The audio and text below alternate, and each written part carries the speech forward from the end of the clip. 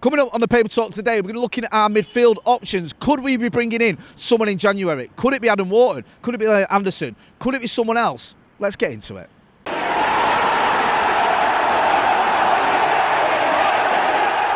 Jay here for Stretford Paddock. This is the Paper Talk. As you can see, I'm outside Old Trafford and it's pretty sunny, but it's a bit cold. You might need your parkers, you probably won't. We'll get into the stories, loads of them to get through. Before we do so though, make sure you are hitting like, share and subscribe. We want to get to 850,000 subscribers. That is the next target, and with your support, yes, we can get there. A lot of the stories around Manchester United at the minute are focusing on our midfield, on whether we need to bring in reinforcements, whether they're going to bring in reinforcements, whether that's going to be January or the summer. So we will get into that. Casemiro has obviously been essential for Manchester United this season. I think the record when he's on the pitch and the record when he's off the pitch is night and day, and it's very positive for the Manchester United midfielder. Even his goal scoring, I think he's got 3 goals and 1 assist in the Premier League, which is pretty impressive for what is essentially a defensive midfielder. And we've seen it many times this season where once he's left the pitch, we sort of dropped off. We saw it at the Tottenham Hotspur Stadium as well. Obviously, we saw it in other games. I think the Brighton game here, we saw it when he came off the pitch and Brighton got back into the game.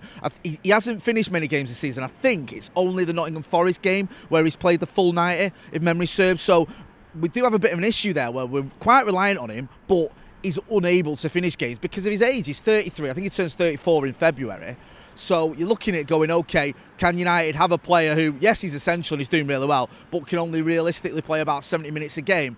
Looks like Manchester United are going to have to go for someone in January to either rotate with Casemiro or maybe just be a decent option from the bench when you bring Casemiro off, because Ugarte, if we're being honest, it ain't really happening for him. He's getting a lot of stick, and I think some of it is a little bit OTT. He's getting blamed for everything that goes wrong at Manchester United at times, but it's obviously there's a drop-off there, and a bit of a big drop-off, and it ain't working. Some of the names being bandied about this morning in the news are the usual suspects.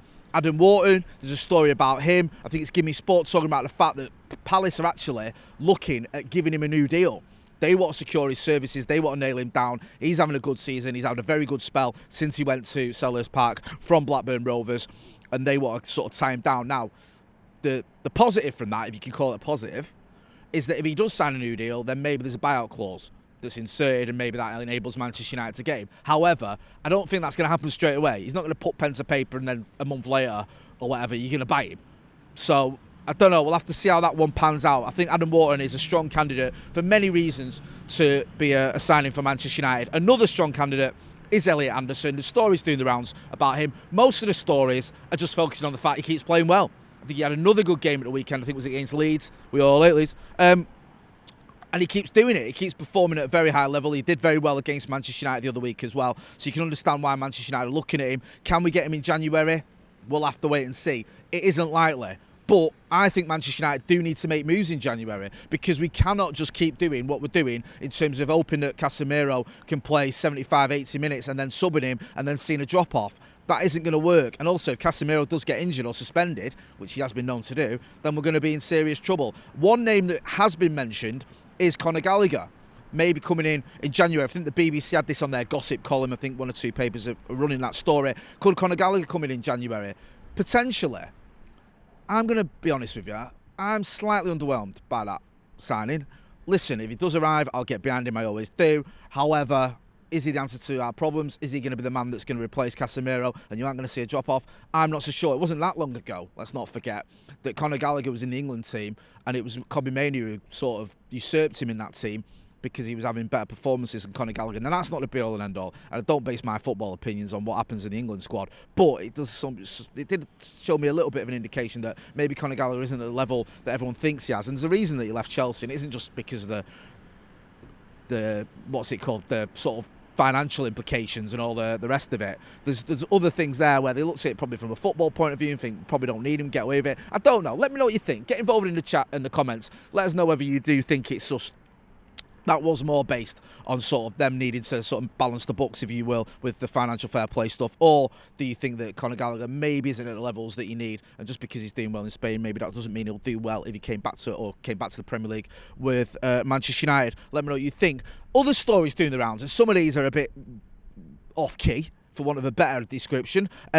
Rasmus Højlund could return to Manchester United or might not return to Manchester United. Varying stories I'm seeing this morning, and it doesn't make any sense. I think it's, again, there's a few sort of different websites running this. I think this might be another one from Give Me Sport. Forgive me if I'm getting that one wrong. I think a few aggregator accounts have been running it as well, but I've basically read it a few times and it doesn't make much sense. Rasmus Højlund, the reason that his name's popping up is because people looking at Benjamin Sesko are going, Benjamin Sesko isn't doing what he should be doing, so Rasmus Højlund could come back. Now, none of this makes any sense whatsoever. Just on the Sesko front, I'll get to Højlund in a minute. Yes, he had a difficult afternoon at Spurs when he came on. I mean, it couldn't have gone much worse. He missed a decent chance and then he gets injured, leaving United down to 10 men. It's not his fault he gets injured, and it's not his fault we've made all our substitutions and we're down to 10 men. And on the chance that he missed, yes, he should have done better, but it was a decent tackle from Van de Ven, and also at least he's getting in those positions. So I'm not going to be too harsh on him, because I think it's easy to pile on Benjamin Sesko. He has scored a couple of goals this season, so it's not been a complete disaster, and I think people are sort of picking on him when there's other candidates who should be getting more stick. I don't mean at Manchester United, but I mean elsewhere. Look at what Florian Wirtz is doing. He had another stinker yesterday, I think it was at the Etihad. No goals or assists in 11 Premier League games, is it now? I mean, that's pretty woeful for a player that cost 120 million quid. Yet people are willing to make excuses for him all the time. Why? Look at Alexander Isak now. I know he's been injured, but he's not done anything this season. I think he's got 1 goal in the League Cup.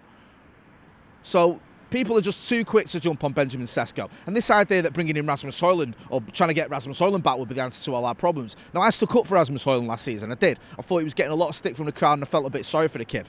But he's got 2 goals in Serie A this season. I don't think he scored in his last 4 games in all competitions, including 3 in the Serie A. He was getting a little bit of stick yesterday from what I saw from commentators at the Bologna game. I think Bologna beat Napoli, and a few of the commentators were saying his touch wasn't good enough, his link-up play wasn't good enough. So you can't bring him back, and nor should you want to bring him back at the minute anyway. So that doesn't make any sense, these stories mentioning Rasmus Højlund's return to Manchester United. It just seems like a load of nonsense. I don't know where people are coming from. We'll have to wait and see what happens with Benjamin Sesko, but I don't think the injury is that serious. Also as well, why don't we learn from the mistakes we've made with other players? But we've maybe put too much pressure and expectation and too much criticism on them early doors. It takes some players a little while to settle in. We've seen some good signs from Benjamin Sesko. I'm going to continue to defend him. It's easy to stand here and defend him when he scored a goal, whatever, but sometimes when he's been under par, you have to look at it and go, is he a bad player? No. Do you see signs there that there's a player there? Absolutely. And let's not forget, a lot of very good players at Manchester United have taken a while to settle in. Andy Cole had a difficult first couple of seasons, to be honest with you. He scored some goals, but it wasn't great for him, and he was one of the best strikers I've ever seen at Manchester United. Look at someone I know is a different position, like Patrice Evra. He had a right stinker when he arrived, and he went on to become one of the greatest Premier League defenders we've ever seen. So let's not just be too hasty in judging Benjamin Sesko. Yes, it wasn't great at Spurs, and yes, you can criticise him for that, but this idea that he ain't good enough, I'm not buying into it. Get involved in the chat in the comments. Let me know what you think. I think there's other players at other teams that should be getting some of the stick that Benjamin Sesko is getting. In terms of other sort of incomings and outgoings, it's all a little bit quiet. There's a lot of speculation. Doesn't seem to be too much concrete evidence that there's much happening there. The focus seems to be on midfielders. One name I do want to mention, though, because his name's popped up on a few stories this morning, is Marcus Rashford. He's doing very well at Barcelona. Again, people looking at it and going, oh, what's going to happen with Marcus Rashford? I don't think you're going to see Marcus Rashford back at Manchester United as a Manchester United player.